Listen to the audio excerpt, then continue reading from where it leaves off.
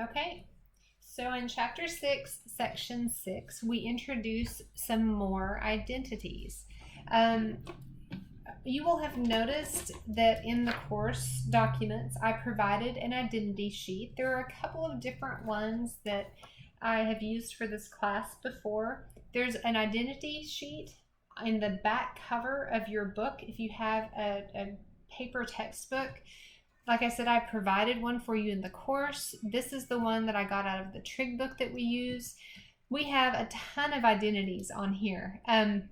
If the one I provided for you most recently is from the trig book, the sections referenced are not going to be correct, but you will recognize the identities. Here's our fundamental identities with our quotient identities, reciprocal, Pythagorean, even, odd. Here are sum and difference identities for cosine, sine, and tangent. Over here, we find double angle and half angle identities. That's what we're going to be focusing on today. You will have the identities provided to you for the test so that you don't have to memorize 20 different identities during the same unit. My focus is that you recognize them so that you can make use of them and you know how to work with them correctly. Here is a review from the identities that we derived in section 6.5. We're going to use these identities to help us derive, to discover, and establish our double angle and half angle identities in this section. We're going to use the sum formula for sine and cosine to rewrite and simplify our double angle sine and cosine identities. Notice here, instead of my argument being theta, my argument is 2 theta. Well, sine of 2 theta is simply sine of theta plus theta, because theta plus theta is 2 theta. And this is this is an angle sum identity. Well, my angle sum identity would be sine theta cosine theta plus cosine theta sine theta. And because order does not matter with multiplication, these two terms are the same. So I can rewrite it as 2 sine theta cosine theta. So that is my double angle sine identity. Now let's do a double angle cosine identity the same way. We're going to start with saying, you know what, 2 theta is just theta plus theta. This is cosine sum. So I have cosine theta minus sine theta, which is cosine square theta minus sine square theta. There is a cosine 2 theta, double angle cosine identity. Now we're going to use the Pythagorean identity to rewrite double angle cosine 2 different ways, because we have 3 different alternate versions for our double angle cosine identity. So first of all, we're going to start with our cosine square theta minus sine square theta, and we're going to say, you know what, using the Pythagorean identity. Now, just a reminder, your Pythagorean identity is cosine square theta plus sine square theta equals 1. Well, if I replace cosine square theta, I'm going to replace it with 1 minus sine square theta, which gives me 1 minus 2 sine square theta as a second version of my cosine double angle identity. My other option is going to be to start with my original double angle cosine and this time replace sine square theta. Well, sine square theta would be 1 minus cosine square theta.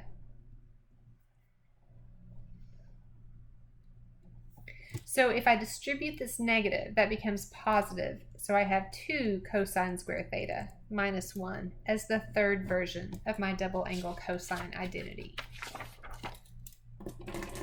Okay, let's look at our next page. There are our double angle sine and cosine identities all in one place together. The 1 for sine, all 3 for cosine. Now we're going to use them to find some exact values for angles that are not special angles on my unit circle. One thing to note whenever you are finding values, you want to always use the givens as much as possible. Now, what this means, most of our problems are not single step problems. So you find some information and then you keep going. If you always go back to what you're given every time you have an opportunity, you make sure you don't compound any mistakes you might make. For example, if I find something and then it's wrong and I don't know it, and I use it to find the next thing, that's going to be wrong as well. But if I go back to what I was given as part of the problem, then I haven't compounded my mistake, my error. Okay, cosine theta is -2/5, and theta is in what quadrant? Well, between pi and 3 pi halves, that's quadrant 3. So let's go ahead and let's look at quadrant 3. Quadrant 3 is over here. So if I know that cosine theta is -2/5, that means x is -2, r is 5, and I don't know y yet. Sorry guys. There's my sketch. Quadrant 3. Double angle sine. Well, my double angle sine identity says I only have one double angle sine identity. 2 sine theta cosine theta. I know cosine theta. So I can do 2, and then I need sine theta, and cosine theta is -2/5. So I need to know sine theta. To know sine theta, I need to know y. Well, Pythagorean theorem, x squared plus y squared equals r squared. If I'm solving for y, I have y equals the square root of, and y is going to be negative because I'm in quadrant 3. That's why I sketch. Y is going to be a negative square root of, r squared is 25, minus x squared is 4, so y is a negative square root 21, which means sine of theta is a negative square root 21 over 5. Well, a negative times a negative is a positive. So 2 times 2 is 4 square root 21 over 25, and we've got sine of the double angle. Okay, so we want to next find cosine of this double angle. We have 3 different options for cosine. Now, this one uses cosine and sine. This one uses just sine. This one uses just cosine. We know sine and cosine, but we found sine. We don't want to use what we found if we can't, unless we can't help it. So we're going to use the one that just uses what we're given. So we're going to use this third version of our double angle identity. Double angle, cosine double angle is equal to 2 cosine square theta minus 1. I was given cosine theta as a -2/5. So -2/5 squared minus 1. This is going to be 4 times 2 is 8 25ths minus 1.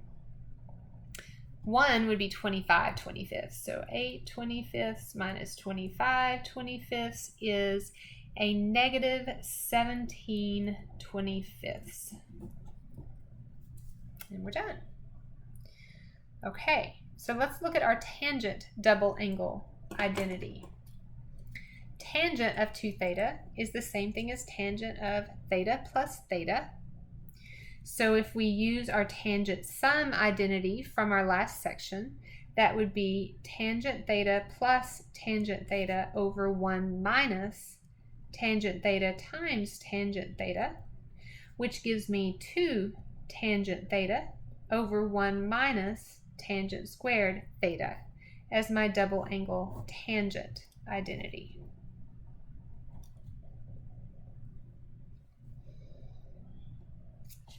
Alrighty, so now we're going to take this a step farther.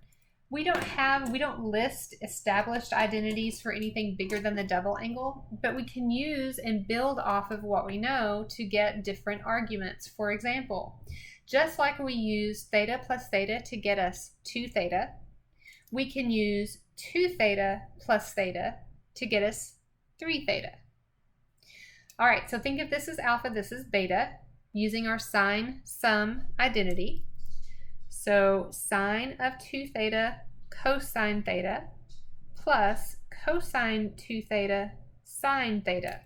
Now, all of the arguments have to match.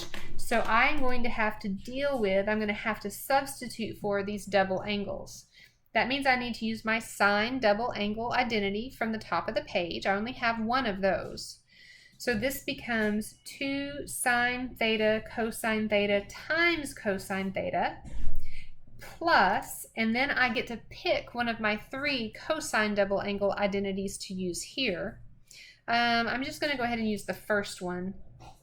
Cosine square theta minus sine square theta times sine theta. And then I need to clean this up as much as I can. For this first term, cosine theta times cosine theta is squared. So that would be 2 sine theta cosine square theta. Then for this next piece, I need to distribute the sine theta. So plus sine theta cosine square theta minus sine cubed theta. What can I do next? Well, I've got this term matches this term, so that is 3 sine theta cosine square theta minus sine cubed theta. And I can stop there.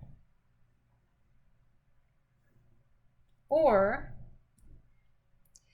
I could replace, if I wanted everything in terms of just sine instead of having that cosine thrown in there, I could also use my Pythagorean identity here and say, you know what, this is the same thing as 3 sine theta times 1 minus sine squared theta minus sine cubed theta. I need to distribute this. That gives me 3 sine theta minus 3 sine cubed theta minus sine cubed theta, and then combine my like terms. So I'm left with 3 sine theta minus 4 sine cubed theta. So if I want to simplify it down to just one trig function, that's what I would go to, using the Pythagorean identity here to substitute. Okay, let's look at the next page.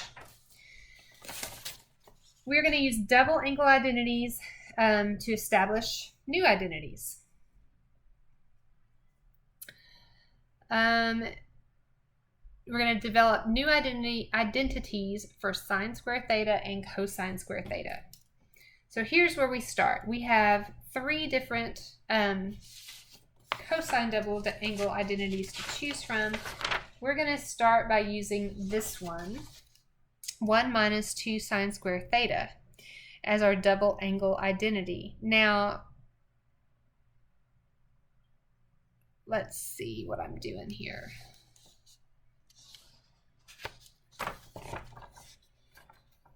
We're going to move terms around and solve for sine square theta.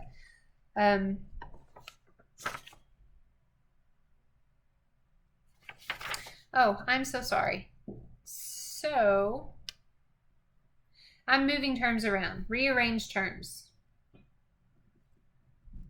Haha.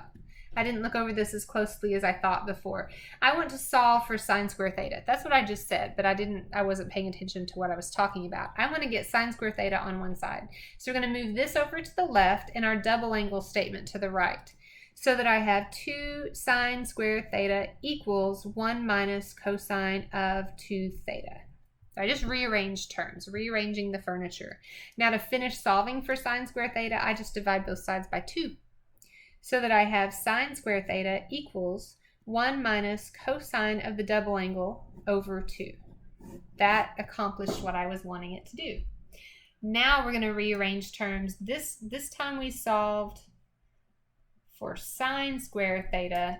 This next time we're going to solve for cosine square theta, because that's what I've got here. So again, rearrange terms.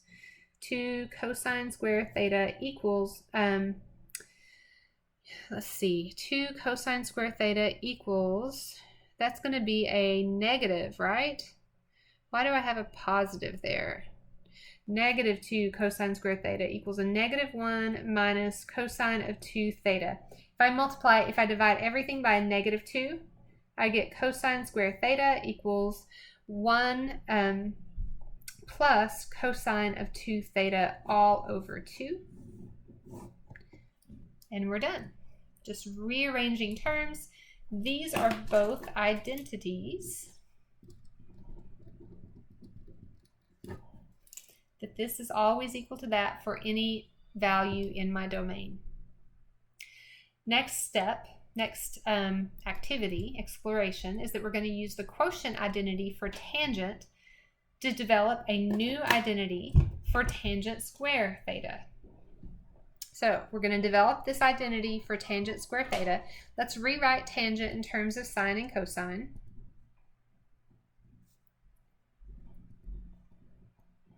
So that I have sine square theta over cosine square theta. Now I just developed identities for sine square theta and cosine square theta. So let's copy those down. We've got sine square theta is 1 minus cosine of 2 theta over 2.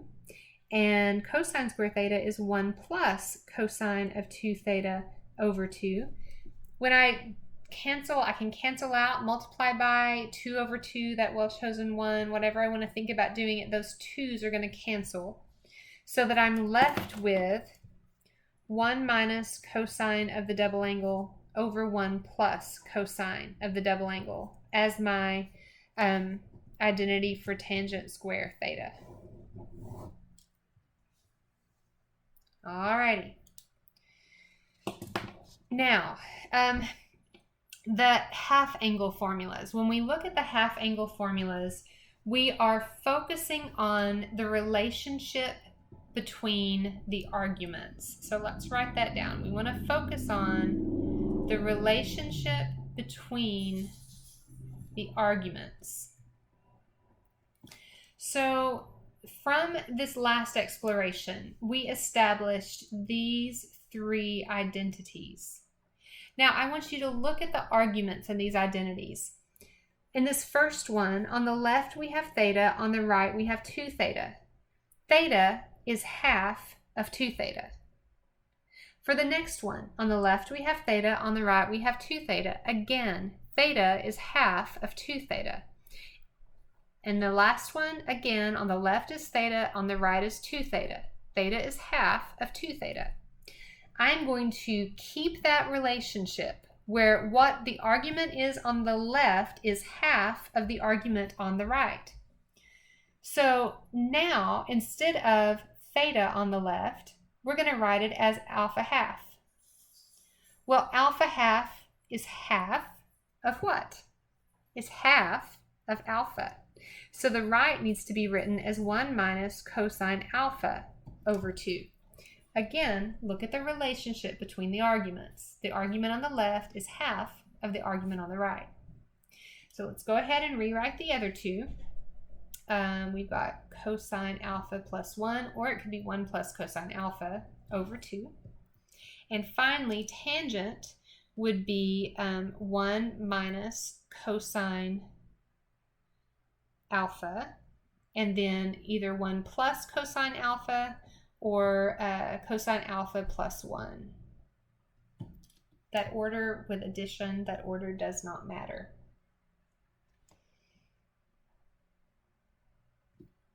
All right. Let's look at our half angle theorems. Now, notice that for each of these, the part on the left is squared. Each left side is squared. How would I solve? How do you solve for sine of the half angle, cosine of the half angle, or tangent of the half angle? Well, how do you solve when something is squared? How do you unsquare it? You take the square root, right? You take plus or minus the square root. So we're going to take these 3 identities, formulas that we have come up with. And we're going to go to our half angle theorems on the next page. And we are going to say, okay, you know what? We solve for sine squared of alpha half. If we want sine of alpha half, all we have to do is take the square root. Consider plus or minus the square root. So cosine of alpha half would be plus or minus the square root. And then tangent of alpha half would be plus or minus the square root.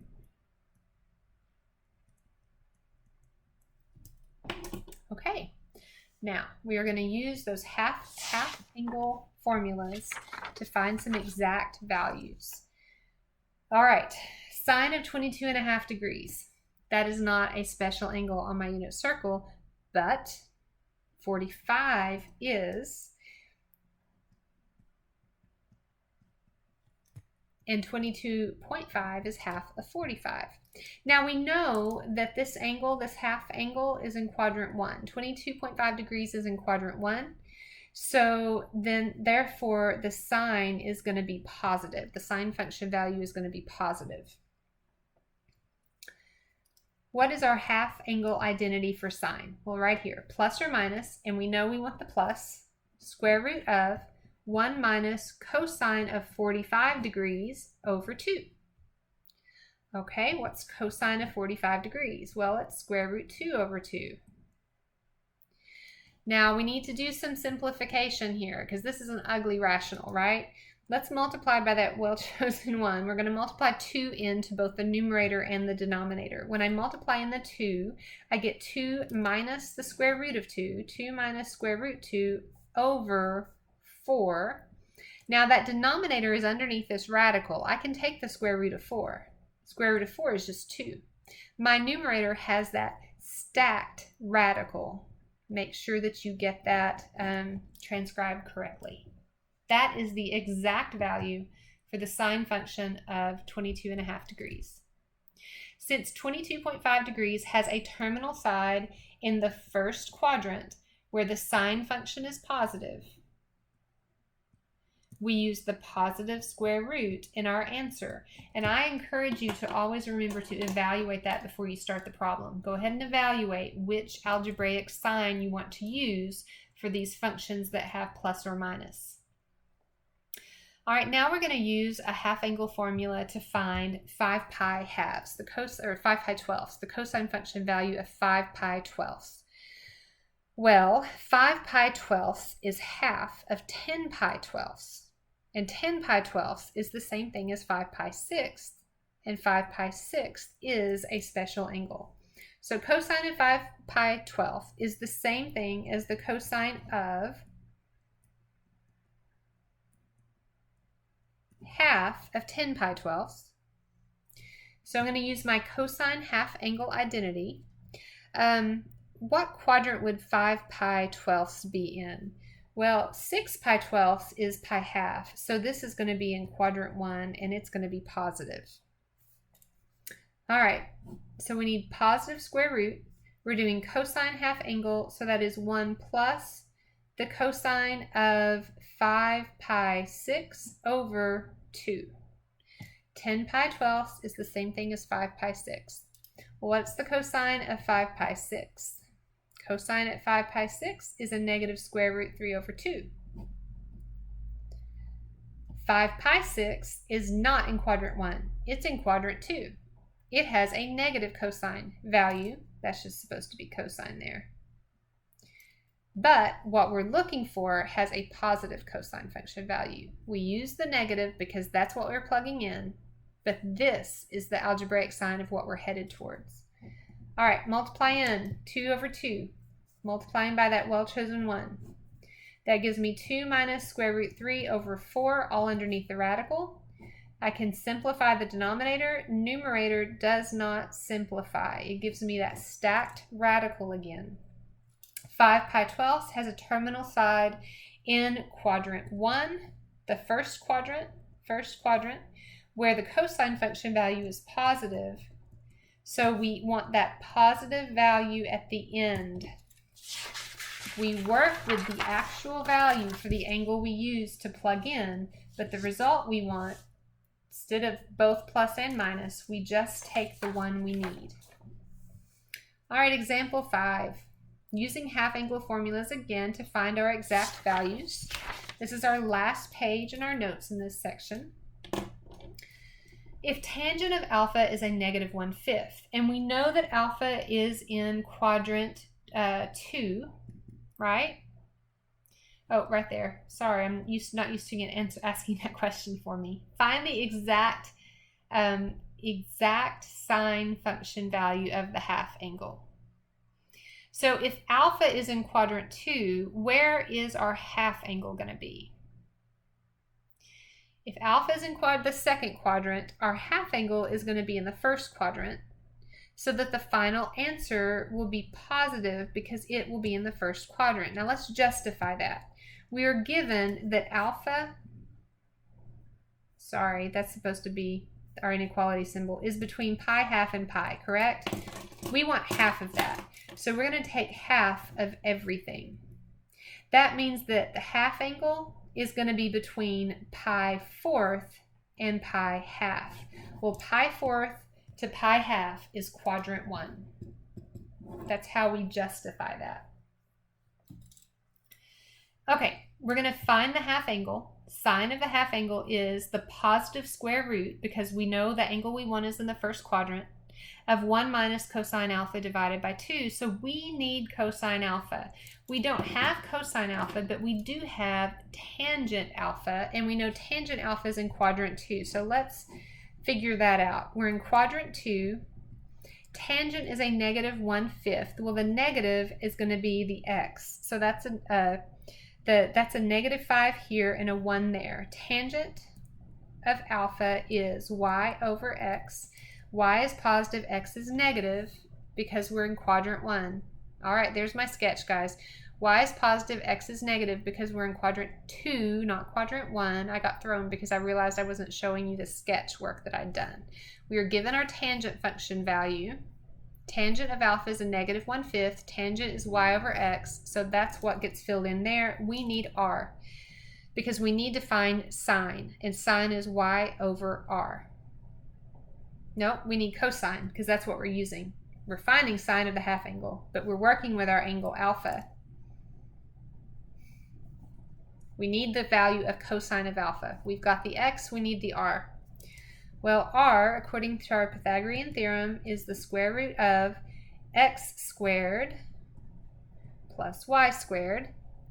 So r is going to be the square root of 26. Which means cosine of alpha is going to be a negative 5 over square root 26. And we're going to leave it just like that to plug in here.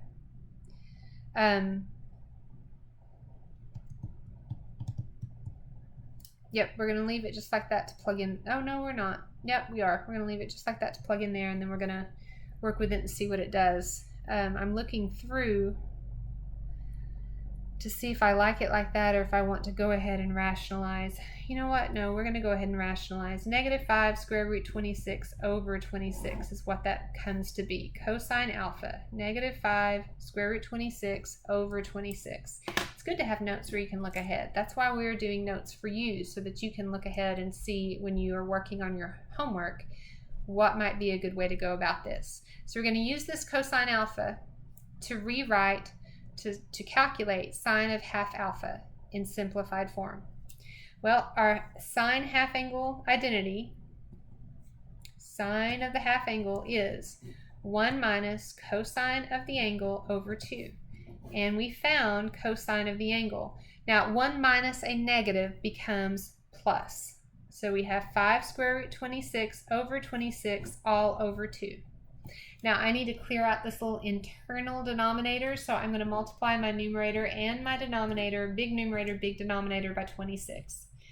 When I do that, I get 26 minus 5, because when I multiply that here, that cancels out, over 52. Now 52 is 52 divisible by 4. 52 divisible by 4. Yes, it is. 52 is 4 times 13. Oh, that just gets ugly though. 5 square roots of 26 there. If I simplify that to 2 square roots of 13, then we've got another radical to get out of our denominator. You know what? We're just going to stop right there. My math lab is going to take that. Square root of the whole thing. 26 minus 5 square roots of 26 over 52. Okay. Half angle formula for tangent. We are not going to work through and derive this. If you look at page 517 in your book, it gives you 2 half-angle formulas for tangent. One is 1 minus cosine alpha over sine alpha, and one is sine alpha over 1 plus cosine alpha. To get from one to the other, we multiply by the conjugate of the binomial, that well-chosen one. In fact, we did this work on a previous section. We multiplied through here. We're not going to take the time to derive through that. We did derive through that on the other page. We got so much past it that I forgot. All right, guys. Bunch of angle identities. Get used to using them.